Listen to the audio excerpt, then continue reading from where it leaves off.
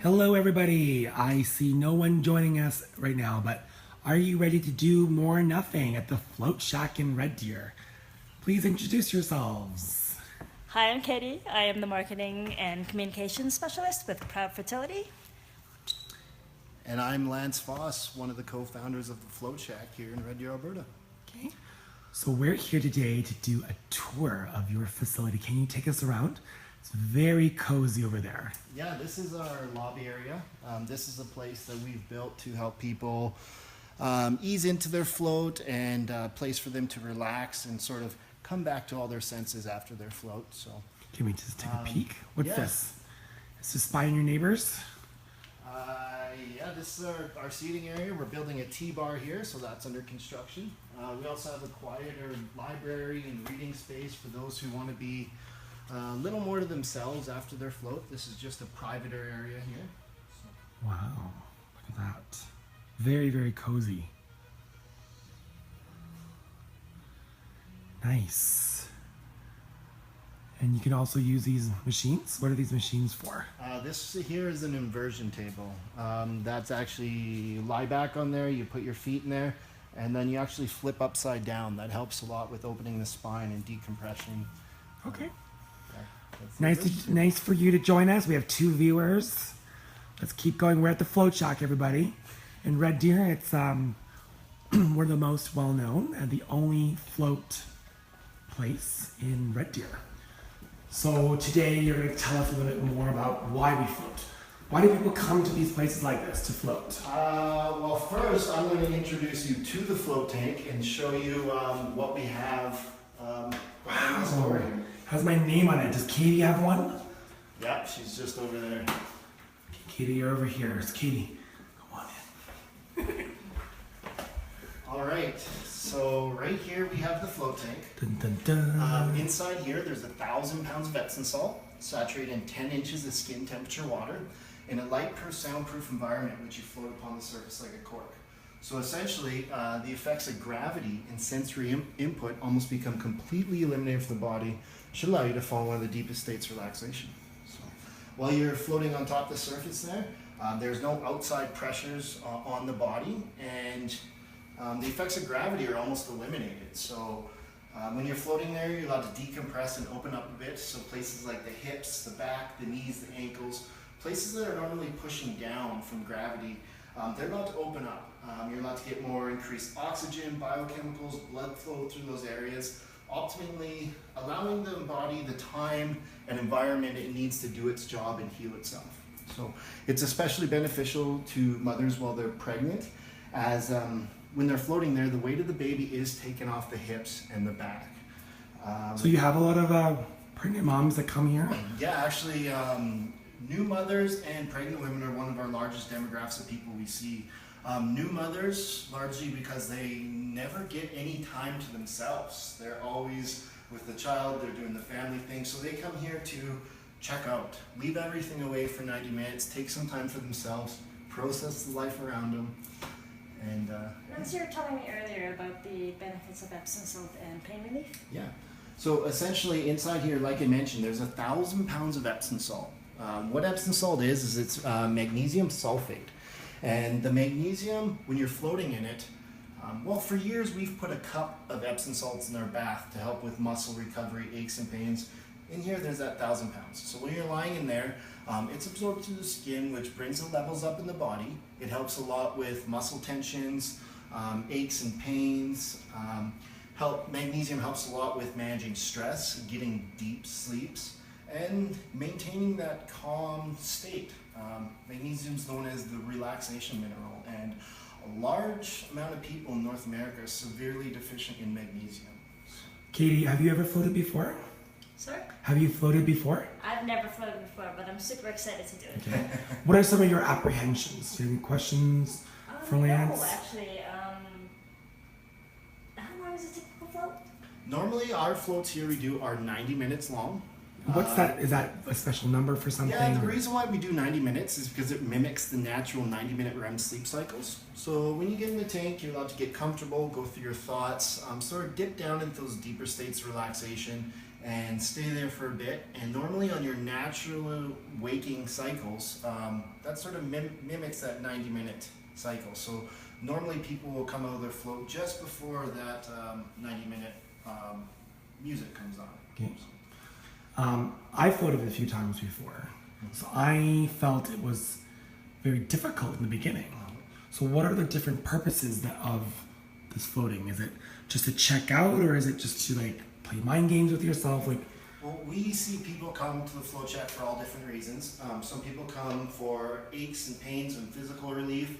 Some people come to manage stress. Some people come to disconnect from the world around us and leave the phone and work and everything away for 90 minutes and focus on the self. But we call this a practice, much like yoga. Your first float, you can't really go to your first yoga class and fully understand all aspects of yoga. Floating is something that takes practice. It takes practice to be with the mind, to see what times of day work best for you, to see what positions are most comfortable for you. But the more you float, the more familiar you get with the environment, the quicker you can relax and the deeper you can often relax. There are different techniques that help with clearing the mind or relaxing the body or whatever you're truly trying to get out of the float tank. There are techniques to help you achieve that a little easier and a little quicker. So it's a lot like meditation. It takes some practice. Very much so. Okay. The hardest parts about meditation is when, say, you're sitting there, you're trying to not focus on the world around you, what you hear, what you smell, how you feel. In the float tank, all that hard work is done for you. You can't hear nothing, see nothing, feel nothing, touch nothing, taste nothing. The water and air, like I said, are heated to the same temperature as skin, so that sense of touch goes away. All you have to do is focus on the thought and the breath, and that helps with falling into that meditative state. so every time I go to a float device, this is a little bit different from the other ones I've seen. You don't have to run away yet, Vince. So run us through the routine, because I'm not going to be naked, just for you guys to So first things first, Nathan's already taken a shower, got nice and clean, removed all the lotions, deodorants, oils, makeup, stuff like that from the body, because we do not want to contaminate the water with that. You guys have towels for us. Towels, house coats, neck This is not a little pillows, pillow, right? face Fine. cloths. Can I just throw this in? No, we can wait for now. Okay. I'll explain what that is. So when you're getting in, just be careful. It is slippery due to the salt, so be cautious of that. Is it similar to like, for example, in Israel, like they have like The Dead Sea? The Dead Sea, or in Saskatchewan, shout out to Saskatchewan, Manitou Lake. Very much similar. The Dead Sea, this is almost twice as concentrated with salt as the Dead Sea. So you may float effortlessly in Manitou Lake or the Dead Sea, but this is even easier to float. Like forces you to float. Forces you. So are you supposed to be in a Speedo? Normally, we actually do not allow bathing suits because bathing suits bring contaminations, dyes, detergents, things that will contaminate our water. Normally, we're not on video, and you are in a private room, so you actually shower, get nice and clean, and you actually float in the nude. Okay, I am not going to go in the nude. This is as nude as I can get. Do we leave our glasses on, or? Normally, we advise that you take glasses off and contacts out. Be careful when you're getting it in; it is slippery. Okay. What about head in first? It normally is what makes you more comfortable. I would recommend floating with your head at that end, as the air vents are back there, so it makes it a bit more comfortable for breathing. Katie, are you videoing me so much? And Okay. once you lie back, you'll plop up like a cork. Woo! Gets me every time. Now, a good habit to really slow down is sort of hold on to the walls, wait till the body stills, the water stills, and when you're ready, slowly bring the hands in and use your breath to keep yourself centered in the float tank. Okay. The most common way for people to float is hands above the head. Normally, we're working in front of us all the time. We create a hunched over posture. When you float with your hands at your side, you sort of maintain that posture. Floating with your hands above your head really allows you to open up the chest, the airways, the breathing, allows takes the weight off the neck and allows the head to relax a little more. But every single person is a bit different. So, Quick rundown. So there are flotation centers like this across Canada. So this is beneficial for crazy people like myself, for expectant mothers. yeah, so Do you guys take kids too? Like, yep, we've seen all walks of life. We've seen children as young as 6 years old with sensory disorders use this to help cope with that disorder. But we see athletes that use it for enhanced recovery times. We see entrepreneurs and really busy people that don't take the time. We see people use it as a tool for meditation, for exploration of the mind. Some people come here just to sleep. So, like I said, there's so many different reasons why people come to the Float Shack. So Float Shack is one of many flotation centers across Canada, and that website is... So you can check out a website called www.floatationlocations.com, and that will direct you to any float centers that are in your area. It actually maps everything, I think, in the world. So, but the most important thing for this film is I want you to experience this beautiful capsule. Honestly, I've been to many flotation centers in the world, actually, and this is one of the most coziest, friendly, just like the ambiance is just amazing. So thefloatshack.com, and you guys are open every day of the week except for Mondays from 9 a.m. to 11 p.m. So you can choose to come here on a Friday night, like now, or any other day. And this is only for one person, right? Yes, we have 3 separate rooms here, and each room is a private room. Each float tank is for one person at a time, but we can float up to 3 people at the same time. Thank you so much. Thank you. It was a pleasure. Pleasure. Proud Fertility picks not only flotation devices, or what do you call We call them float tanks. Float tanks. So proud Fertility picks.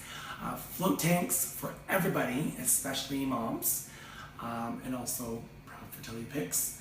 The Float Shack. So for you guys, if you like both of our pages, Proud Fertility and the Float Shack, and also share this awesome video and watch me zonk out for 90 minutes, which is awesome.